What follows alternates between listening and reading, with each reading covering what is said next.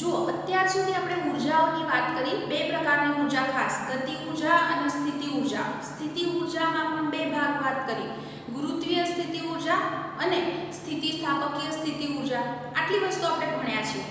કુદરતની અંદર ઉર્જાના ઘણા બધા સ્વરૂપ છે. આ બધા સ્વરૂપો જે છે એમાંથી વન બાય વન થોડીક આપણે માહિતી મેળવી લઈએ. જેમાંથી હું પહેલી વાત કરીશ ઉષ્મા ઉર્જા રૂપે. આમ તો તમે ઉષ્મા ઉર્જા રૂપે ઘણી બધી વસ્તુ જાણો જ છો, હે ને? તો ઉષ્મા ઉર્જા શું છે તો એ વસ્તુ બહુ ક્લિયરલી બધાને ખબર છે. જો ઘર્ષણ બળ છે એ ઘર્ષણ બળ અસંરક્ષી બળ છે, તમને યાદ છે, અને એ જે છે એ કાર્ય સાથે સંકળાયેલું છે. દાખલા તરીકે આપણે એમ કહીએ કે આપણી પાસે કોઈ પદાર્થ છે, m દળનો પદાર્થ છે, એ v0 જેટલા વેગથી સરકી રહ્યો છે. એટલે કે એનો જે પ્રારંભિક વેગ છે એ હું કહું છું v0 છે, એ સરકી રહ્યો છે, ઘર્ષણ બળ લાગે છે અને અંતે આ જે છે એ બ્લોક સ્થિર થઈ જાય છે. તો જો હું કાર્ય ઉર્જા પ્રમેયની વાત કરું તો W બરાબર ડેલ્ટા K કહી શકાય. અહીંયા આગળ ઘર્ષણ બળને લીધે જે કાર્ય થયું એ કાર્ય શું કહીશું? કાર્ય એટલે બળ. બળને હું F થી દર્શાવું છું. સ્થાનાંતર ધારો કે એણે x જેટલું કર્યું છે તો F * x લખાય. વિરુદ્ધ દિશામાં લાગે, હંમેશા ઘર્ષણ બળ ગતિની વિરુદ્ધ દિશામાં લાગે. એટલે તમે સીધી વસ્તુ વિચારી શકો છો કે જો x એટલે આ દિશામાં સ્થાનાંતર થાય છે પદાર્થનું, તો ઘર્ષણ બળ આ દિશામાં લાગે છે, એટલે બે વચ્ચેનો ખૂણો શું થશે? 180 ડિગ્રી. તો cos π - 1 એટલે કાર્ય બરાબર FD cos θ મુજબ પણ વિચારો તો પણ સૂત્રમાં આગળ શું આવશે? માઈનસ. અને ગતિ ઉર્જા એટલે આપણે લખી શકીએ કે ફાઇનલ માઈનસ કે ઇનિશિયલ. હવે જુઓ આ બ્લોક અંતે સ્થિર થાય છે એટલે એની અંતિમ ગતિ ઉર્જા તો શું છે? 0. અને પ્રારંભિક ગતિ ઉર્જા એટલે 1/2 mv² કહી શકાય. તો આનો અર્થ શું મળ્યો આપણને? 1/2 mv² બરાબર f * x. એનો અર્થ એવો થાય કે જે પદાર્થ છે એની જે ગતિ ઉર્જા હતી એ ગતિ ઉર્જા અહીંયા આગળ વેડફાઈ ગઈ. ઘર્ષણ બળને કારણે એ ઉર્જા શું થાય છે? વેડફાઈ જાય છે. તો તમને એમ થાય કે એ ઉર્જા ગઈ ક્યાં? તો પદાર્થ આ રીતે સરકે છે અને પછી એ સ્થિર થાય છે, તો એ જે ગતિ ઉર્જા હતી એ ત્યાં આગળ વેડફાય છે. વેડફાય છે એટલે એ વખતે એવું કહેવાય કે આ જે સપાટી છે ત્યાં આગળ ઘર્ષણ બળને કારણે એ આંતરિક ઉર્જામાં ફેરવાય છે પદાર્થની, અને ત્યાં આગળ ઉષ્મા ઉર્જા ઉત્પન્ન થાય એટલે થોડુંક તાપમાનમાં પણ ફરક પડે છે. તો આ રીતે આપણે સમજી શકીએ અહીંયા આગળ કે ઉષ્મા ઉર્જા ઉત્પન્ન થતી હોય છે. હું તમને બહુ એક સાદામાં સાદું ઉદાહરણ આપું તો તમે શિયાળામાં ઠંડી લાગતી હોય એટલે તમારા હાથમાં શું કરો છો? હથેળીયામાં ઘસો છો. તો એ ઘસો છો તો એ દરમિયાન પણ શું થાય છે? આ ઘર્ષણ થયું તો એને કારણે જ ત્યાં આગળ શું થાય છે? તાપમાન વધે છે અને ઉષ્મા ઉર્જા મળે છે. સામાન્ય રીતે એવું કહી શકાય કે તમારી પાસે 1 કિલોગ્રામ પાણી હોય, 1 કિલોગ્રામ પાણી હોય તો પણ એનું જો તાપમાનમાં તમે 10°C જેટલો પણ ફેરફાર કરો તો પણ 42,000 જૂલ જેટલી ઉર્જા જે છે એ મુક્ત થતી હોય છે. તો આ રીતે જે છે એ આપણે અહીંયા આગળ આ વસ્તુ ઉષ્મા ઉર્જા રૂપે સમજી શકીએ છીએ. હવે એના પછી બીજી ઉર્જાની વાત કરું અને એ છે રાસાયણિક ઉર્જા. જુઓ રાસાયણિક ઉર્જા જે છે એ વ્યવહારમાં આમ તો એમ કહી શકાય કે રોજિંદા જીવનમાં આપણી સાથે સંકળાયેલી છે આ ઉર્જા, એમ કહી શકાય રાસાયણિક ઉર્જા. તો જુઓ ખાસ કરીને ધ્યાનમાં રાખો કે જે રાસાયણિક પ્રક્રિયાઓ થતી હોય તો એ પ્રક્રિયાની અંદર જે ઘટકો પોતે ભાગ લે છે એમની પોતાની બંધન ઉર્જા હોય. એમની પાસે જે ઉર્જા છે એમને એની બંધન ઉર્જા કહીએ છીએ. બંધન ઉર્જા વિશે ડિટેલમાં હજી તમે આગળ જતા ભણશો, પણ સામાન્ય રીતે એ પોતે જ્યારે મુક્ત અવસ્થામાં હોય ત્યારે એમની પાસે ઉર્જા વધારે હોય છે, પણ જ્યારે એ જોડાઈ અને કોઈ સંયોજન બનાવે છે ત્યારે ઉર્જા ઓછી હોય છે. સામાન્ય રીતે કોઈ પ્રક્રિયા હોય, દાખલા તરીકે હું એમ લખું કે મારી પાસે કોઈ પ્રક્રિયા છે, એની અંદર પ્રક્રિયા x + y ભાગ લે છે અને એમાંથી નિપજ બને છે a + b. આ પ્રક્રિયા કહેવાય, આ નિપજ કહેવાય. તો જો કોઈ પ્રક્રિયાની અંદર એવું થાય કે પ્રક્રિયક હોય એ પ્રક્રિયાની અગાઉ જે ઉર્જા છે એના કરતાં પ્રક્રિયાને અંતે જે તમને નિપજ મળે છે એની ઉર્જા વધારે હોય તો એવી જે પ્રક્રિયા છે એ પ્રક્રિયામાં ઉર્જા મુક્ત થઈ હશે. પહેલા ઉર્જા ઓછી છે પછી ઉર્જા વધી, એનો મતલબ ઉર્જા મુક્ત થઈ હશે. એવી જે પ્રક્રિયા છે એ પ્રક્રિયાને ઉર્જા ક્ષેપક પ્રક્રિયા કહેવાય. ઉર્જા ઉત્પન્ન થાય છે એટલે ઉર્જા ક્ષેપક પ્રક્રિયા તરીકે ઓળખીએ છીએ. જો ઊંધું હોય, ઉલટું એટલે કેવી રીતે કે પ્રક્રિયામાં શરૂઆતની અંદર ઉર્જા વધારે છે જ્યારે નીપજની ઉર્જા ઓછી છે તો ઉર્જા ઘટી ગઈ, મતલબ કે એ પ્રક્રિયા ઉર્જા શોષક છે, એ પ્રક્રિયામાં ઉર્જાનું શોષણ થયું છે એમ કહી શકાય. આપણે વ્યવહારની અંદર કોલસાનું દહન કરતા હોઈએ છીએ તો કોલસાના દહન દ્વારા પણ આપણે ઉર્જા મેળવીએ છીએ, પેટ્રોલિયમ. તો આ બધું જે છે એ બધી આ રાસાયણિક ઉર્જા જ કહી શકાય. તો એ ઉર્જાઓનો આપણે ઉપયોગ કરતા હોઈએ છીએ. તો આ રીતે સામાન્ય રીતે જે રાસાયણિક ઉર્જા છે એ અણુ, પરમાણુ આ બધા સાથે સંકળાયેલી છે હું કહી શકું. તો એની સાથે સંકળાયેલી આ ઉર્જા વિશે તમે સમજી શકો. તો આ વાત હતી એ છે રાસાયણિક ઉર્જા વિશે. બીજી વાત કરીએ તો સાથે સાથે હું વિદ્યુત ઉર્જાની. વિદ્યુત ઉર્જા વિશે તમને બધાને જ મગજમાં ખ્યાલ હશે. અત્યારે હાલ આપણે જે આ બધો ઉપયોગ કરી રહ્યા છીએ એ બીજું કંઈ નહીં પણ વિદ્યુત ઉર્જા જ છે, હે, જે આપણને વિદ્યુત પ્રવાહને કારણે મળે છે. તો વિદ્યુત પ્રવાહને લીધે જે ઉર્જા એની સાથે સંકળાયેલી છે એ ઉર્જાને આપણે વિદ્યુત ઉર્જા તરીકે ઓળખીએ છીએ. બલ્બ ચાલે છે, બરાબર, પંખા ચાલે છે, આ બધાની સાથે વિદ્યુત ઉર્જા સંકળાયેલી છે હું કહી શકું. વિદ્યુત ઉર્જા જે છે એનું 12th માં હજી તમારે સૂત્ર ભણવાનું આવશે કે વિદ્યુત ઉર્જા બરાબર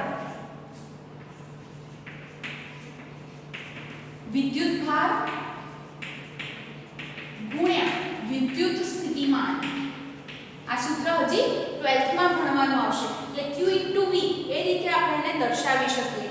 Q છે વિદ્યુતભાર, Q બરાબર IT. કદાચ તમને ખબર હોય તો વિદ્યુત પ્રવાહ I એટલે Q/T. Q એટલે વિદ્યુતભારનો જથ્થો.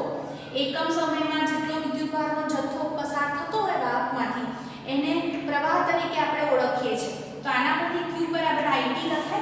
એટલે કે વિદ્યુતભાર બરાબર શું લખી શકાય? વિદ્યુત પ્રવાહ ગુણ્યા સમય ગુણ્યા વિદ્યુત સ્થિતિમાન.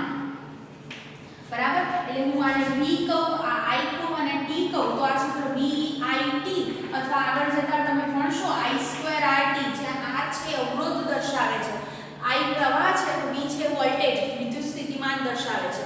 તો આ રીતે આપણે વિદ્યુત ઉર્જા વિશે સમજી શકીએ.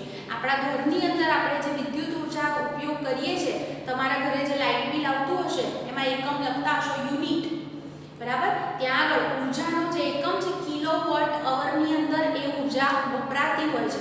જેના વિશે હું જ્યારે પાવર વિશે તમને માહિતી આપીશ ત્યારે એના વિશે આખી ડિટેલ એ વખતે કહી દઈશ. તો એ ઉર્જાનો આપણે ઉપયોગ કરતા હોઈએ છીએ. અને આટલી બધી ઉર્જા ઉત્પન્ન કરવી હોય તો ઘણો બધો સમય માંગી લે છે એ વસ્તુ, ત્યારે જ ઉર્જા ઉત્પન્ન કરી શકાય છે. એટલે આને વેડફી દેવી જોઈએ નહીં. બીજી વાત કરવી છે મારે દળ અને ઉર્જાની સમતુલ્યતા વિશે. જુઓ, તમે આઇન્સ્ટાઈનનું નામ સાંભળેલું હશે. હું અહીંયા વાત કરું કે દળ અને ઉર્જાની સમતુલ્યતા એટલે શું? પહેલા એવું માનવામાં આવતું કે દળ હોય તો એ દળનું જે હોય એ નાશ કરી ન શકાય. દ્રવ્ય બોલું તો દ્રવ્યનો નાશ ન થઈ શકે, ઉત્પન્ન ન થઈ શકે, આવું કશું શક્ય નથી. પણ આઇન્સ્ટાઈન નામના વૈજ્ઞાનિકે પોતાના સાપેક્ષવાદમાં એક સૂત્ર આપ્યું E = mc², જેમાં E એટલે એનર્જી છે, ઉર્જા છે, m છે એ દળ છે અને c છે એ પ્રકાશની ઝડપ છે શૂન્યાવકાશમાં, જેની વેલ્યુ છે 3 × 10⁸ મીટર/સેકન્ડ. તો અહીંયા પરથી આનો સૂત્રનો મતલબ એમ છે આ બંને બરાબર છે. એનો અર્થ એવો થાય કે દળનું ઉર્જામાં અને ઉર્જાનું દળમાં રૂપાંતર કરી શકાય છે. દળનું ઉર્જામાં અને ઉર્જાનું દળમાં રૂપાંતર કરી શકાય છે. આને દળ અને ઉર્જાની સમતુલ્યતા કહેવાય. દાખલા તરીકે હું તમને એક સિમ્પલ ઉદાહરણ આપું કે આપણે કોઈ પ્રક્રિયા કરી રહ્યા છીએ, એની અંદર શરૂઆતમાં 2 કિલોગ્રામ દળ હતું. હવે પ્રક્રિયાને અંતે 1 કિલોગ્રામ દળ વધ્યું છે, એટલું જ થઈ ગયું. નવું દળ 1 કિલોગ્રામ છે. તો 2 માંથી દળ 1 કિલોગ્રામ થઈ જવું તો 1 કિલોગ્રામનો ઘટાડો થયો, એને દળ ક્ષતિ થઈ કહેવાય. તો એ દળ ગયું ક્યાં? તો આઇન્સ્ટાઈને એવું કીધું કે એ દળના સમતુલ્ય ઉર્જા ઉત્પન્ન થઈ હોય, એવી પ્રક્રિયામાં દળના સમતુલ્ય ઉર્જા ઉત્પન્ન થઈ હોય. એટલે કે એનો અર્થ આવો લેવાય કે જો m બરાબર શું હતું? 1 કિલોગ્રામ દળ ઓછું થયું, m બરાબર 1 મૂકો, c ની વેલ્યુ 3 × 10⁸ મૂકો તો તમારો જવાબ આવશે 9 × 10⁻16 જૂલ. એટલે 9 × 10⁻16 જૂલ જેટલી ઉર્જા એ પ્રક્રિયાની અંદર મુક્ત થઈ હશે એમ કહેવાય. ઊંધું પણ શક્ય છે. એટલે કઈ રીતે? પ્રક્રિયા પહેલા 1 કિલોગ્રામ થઈ જાય તો વધારાનું 1 કિલોગ્રામ દળ આવ્યું ક્યાંથી? તો એવું બોલાય કે તમે પ્રક્રિયા કરવા કંઈક ઉર્જા આપી હશે, એ ઉર્જાનું દળમાં રૂપાંતરણ થાય. અને એ પણ તમે સેમ આ સૂત્રથી જ E = mc² થી શોધી શકો છો. બરાબર? તો આ રીતે જે છે ટૂંકમાં એવું કહેવાય કે 1 કિલોગ્રામ દળ વધી ગયું તો આટલી ઉર્જા શોષાઈ હશે એમ કહેવાય. એટલે કે દળનું ઉર્જામાં અને ઉર્જાનું દળમાં રૂપાંતર થઈ શકે છે. અને આવી જે બાબત હતી એ આઇન્સ્ટાઈન નામના વૈજ્ઞાનિકે કીધી, જેને દળ અને ઉર્જાની સમતુલ્યતા તરીકે ઓળખવામાં આવે છે. તો એક પોઈન્ટ મારે તમને આ પણ કહેવાનો હતો. બીજી હજી એક ઉર્જાની વાત કરી દઈશ જોડે જોડે, અને એ છે ન્યુક્લિયર ઉર્જા. જુઓ, ન્યુક્લિયર ઉર્જા બોલું છું ત્યારે તમને એનો ખ્યાલ આવે શબ્દની અંદરથી કે કંઈક ન્યુક્લિયસ સાથે સંકળાયેલી વાત હશે. ન્યુક્લિયસ તમે જાણો છો કે પરમાણુ હોય અને એની અંદર વચ્ચે જે કેન્દ્ર જે કહીએ છીએ એને ન્યુક્લિયસ તરીકે ઓળખવામાં આવે છે. જ્યાં એવું કહેવાય બધું જ દળ અને બધો જ વીજભાર ત્યાં કેન્દ્રિત હોય છે, એવો વિસ્તાર એને ન્યુક્લિયસ તરીકે ઓળખવામાં આવે છે. આપણી પાસે ન્યુક્લિયસ હોય તો એનું આપણે સંલયન પણ કરી શકીએ છીએ અને વિખંડન પણ કરી શકીએ છીએ. સંલયન કરવું એટલે કે જોડવું.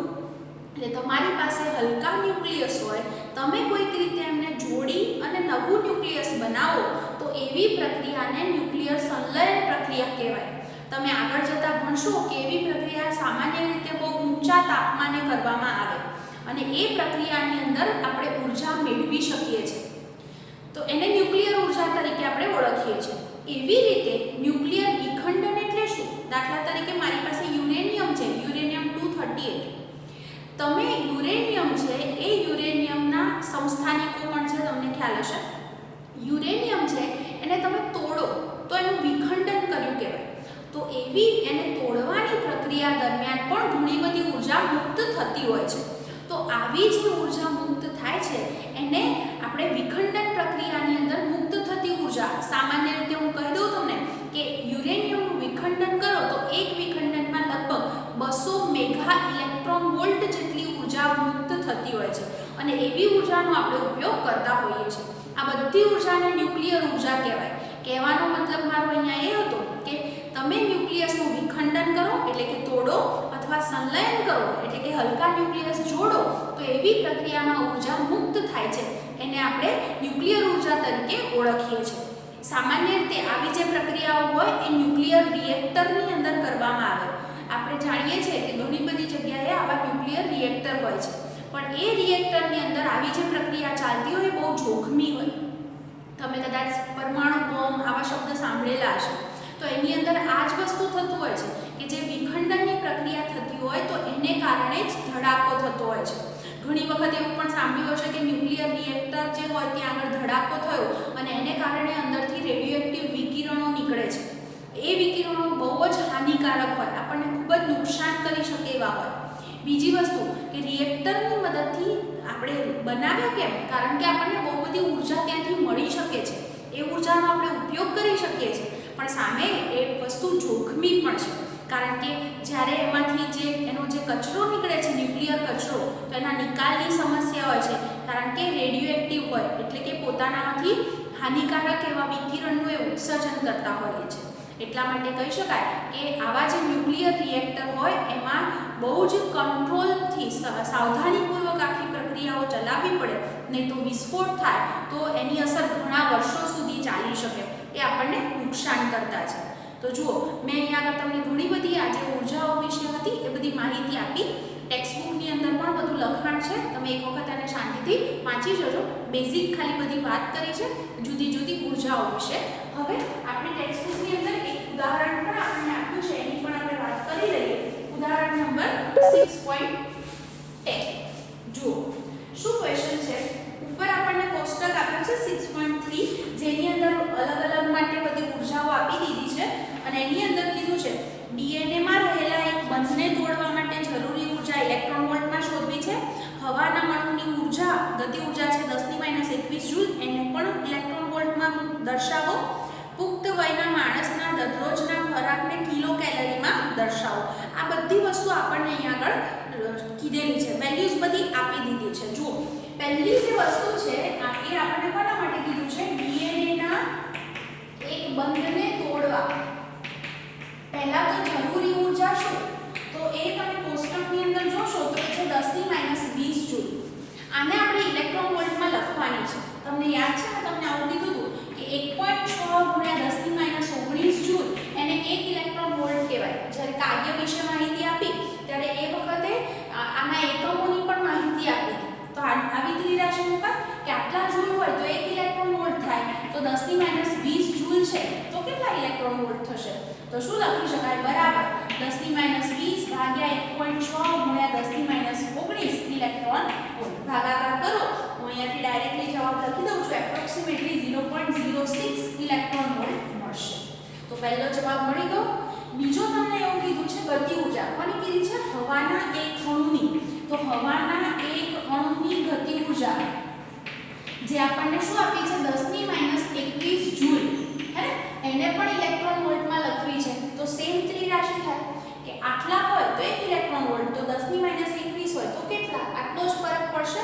તો અહીંયા આગળથી આપણે લખી દઈએ 10⁻21. ટૂંકમાં હવે તમને એટલું ખબર પડે કે જૂલને ઇલેક્ટ્રોન વોલ્ટમાં ફેરવવા હોય તો શેનાથી ભાગવાના?